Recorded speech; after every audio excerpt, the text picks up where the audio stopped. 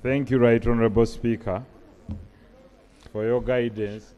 Since one of the members is whisking some issues that we don't know, we shall leave it to them. But Right Honorable Speaker, begging for your indulgence, I would like to bring to light the issue that touches that is clause 4 of the bill, that talks about amendment of the Principal Act to include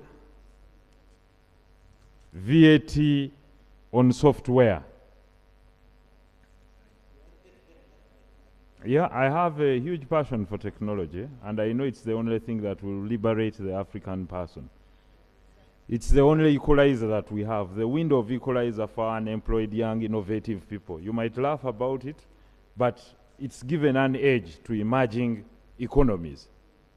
Right Honorable Speaker, we were here last year, and I warned about the same thing, that URA was going into chartered waters where the achievement would be zero. It's back.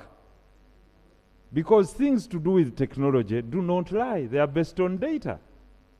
Right Honorable Speaker, without software infrastructure, there is no progression in innovative technology that you can get.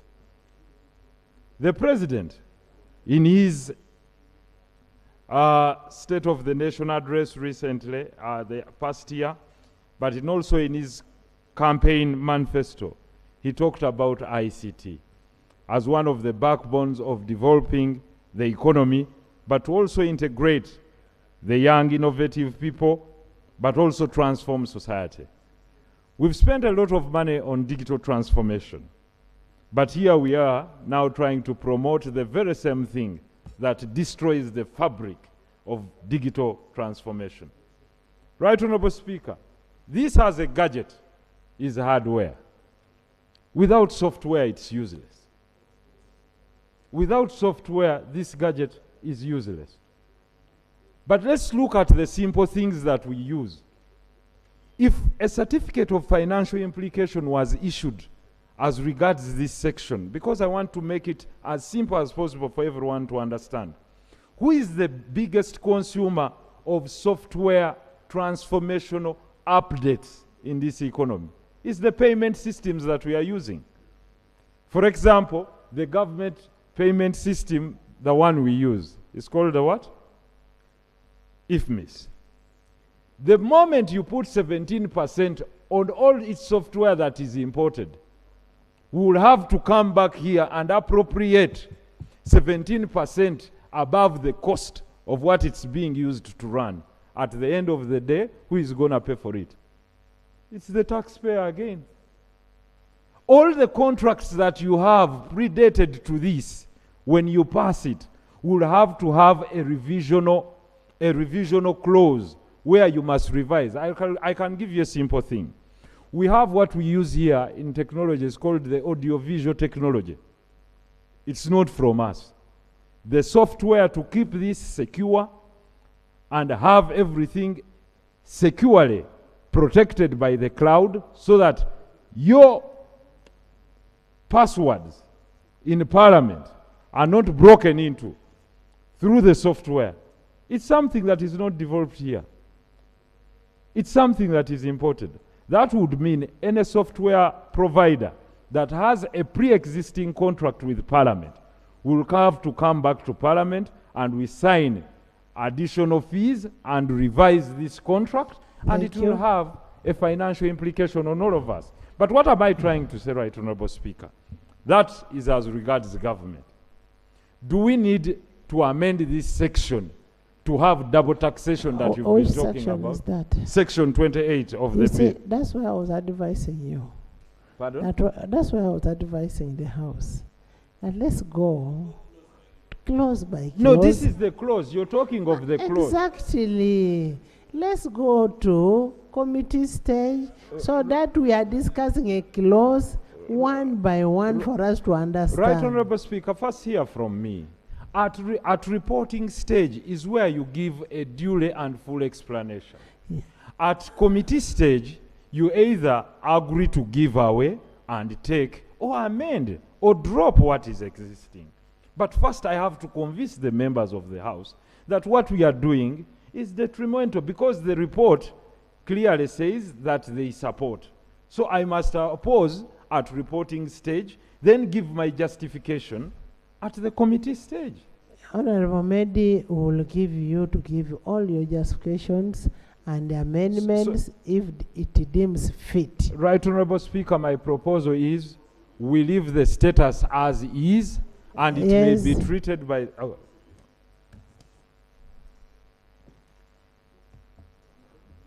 The Honorable, thank you for... Right, Honorable, the matter that Honorable Nsereko, the Ayatollah, the landlord, the outgoing landlord of Kampala Central, is giving us... And Team 115.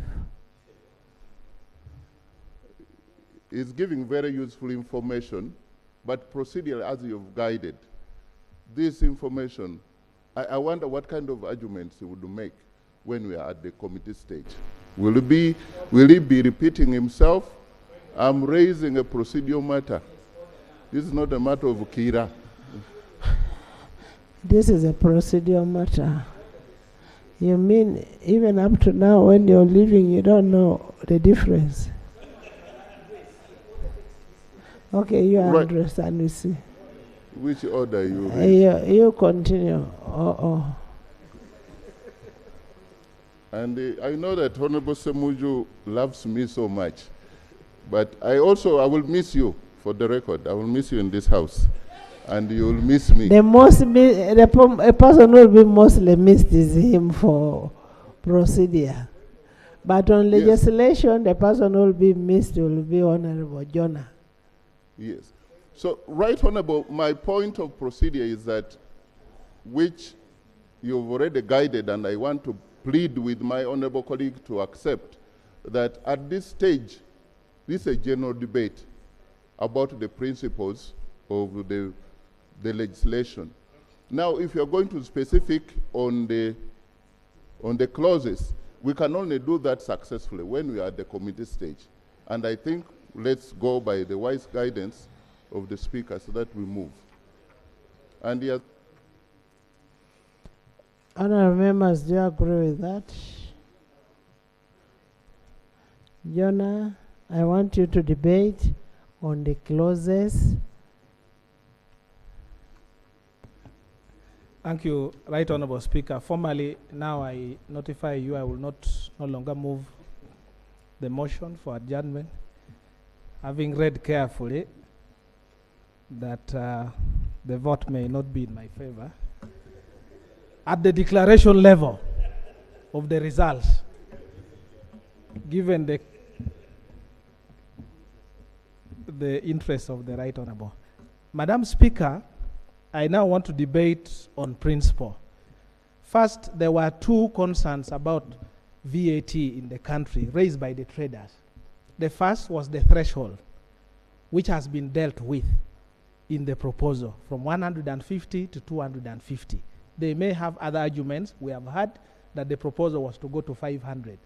The second concern was the rate itself, because we know in some countries, including within East Africa, some VAT rates are as low as 16%. So even 8, some, but I know of, at least I can speak authoritatively of ones I know, about 16%. In the processing of this bill, we had expected either the government or the committee to address us on those concerns. What is their take on the rate, which has been argued? Remember 2 years ago when the issues of the traders downtown came, one of the proposals they made was that VAT has to be revised from 18 downwards. And we have not had any report regarding that matter. That would be my concern.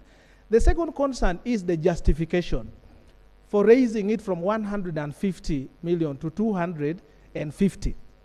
The committee and the minister premises their argument that in 2015 was the last time that the VAT was raised. I have done simple calculations.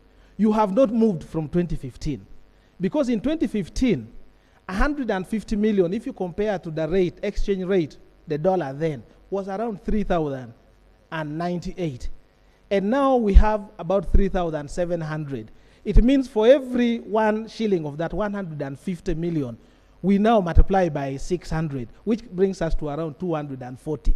So I want to dismiss that it is not correct that you have actually improved or raised upward substantially. What you have done is just to equate the value of 150 million in 2015 to the current value, which is 250. That's why I will agree that perhaps the proposal by the minority of revising it way beyond 250 will have to suffice. The second point I would like to debate, Madam Speaker, is on the credit allowed by foreigners and Ugandan citizens under clause 4. Yes, I allow clarification.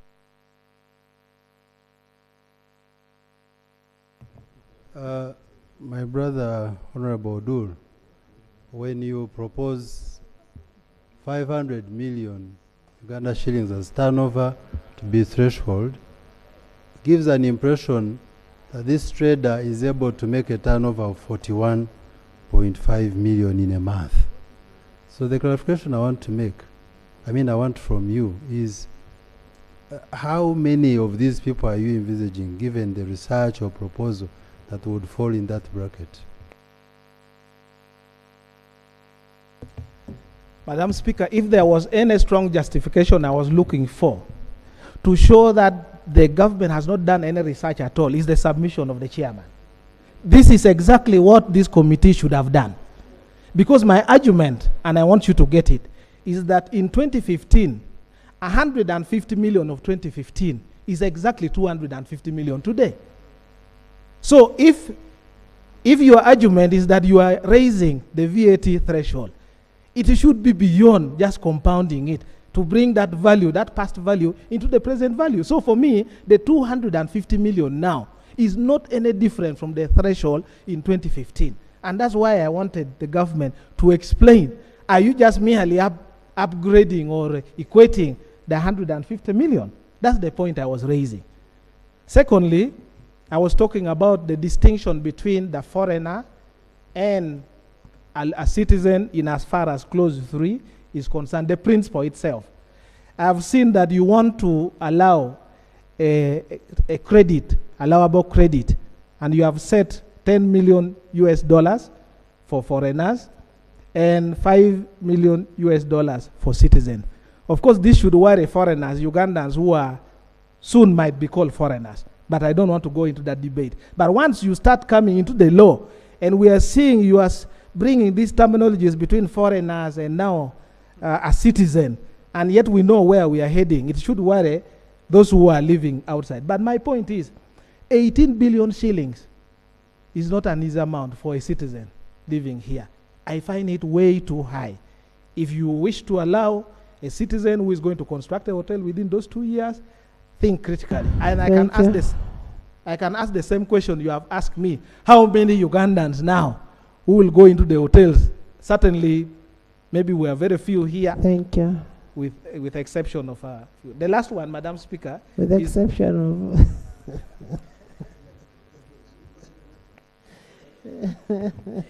Yeah, the last one is for the minister to convince us why he requires power to vary the terms and conditions as proposed.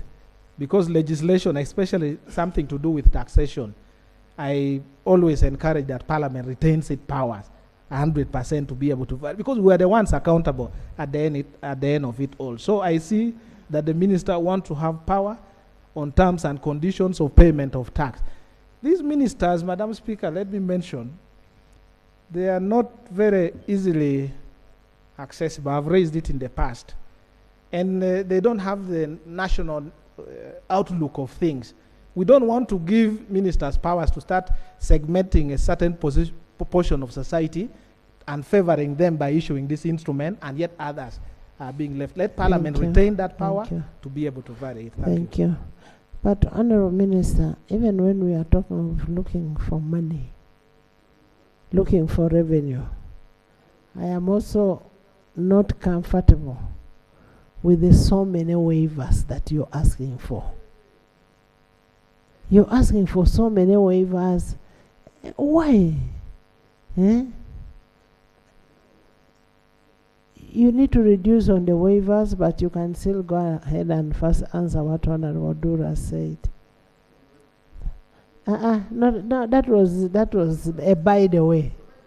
It affects all of us. Madam Chair, at least I can reach the Minister of Finance, maybe for a waiver, but which I have not asked.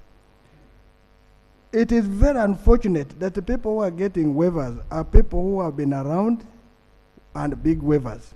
Well, there are small boys and small businessmen out there who are suffering for lack of. Okay. My brother and elder and senior Nandala, I want to appreciate your observation. Indeed, it has been a concern of the committee, and we have always engaged the ministry and Uganda Revenue Authority.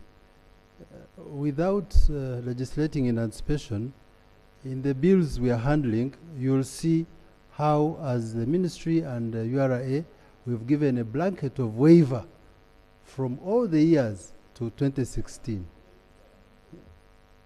I was given, I cannot allow. Secretary General, welcome back from the World Bank. Madam Speaker. The Secretary General was in Washington with the minister. So it should not be said it was only the minister. They were together. Madam Speaker, the information I'm giving the House is that we imported, your school imported sports equipment. And you had to write letters, you had to call Matia Kasaja. Minister of Finance refused to give a waiver to bouquet their comprehensive school for sports equipment. Why is that others get waivers easily if Madam Speaker cannot get a waiver? What do those people do behind the scene to get waiver? Chair, Madam Speaker, what I was raising, you must have understood. That's okay. What we want to put can we across. Proceed? Yes, Madam Honourable members, I put a question that the Value Added Tax Amendment Bill 2026 be read for the second time. Those in favour say on the contrary, nay. The ayes have it. The Value Added Tax Amendment Bill 2026, Bills Committee stage.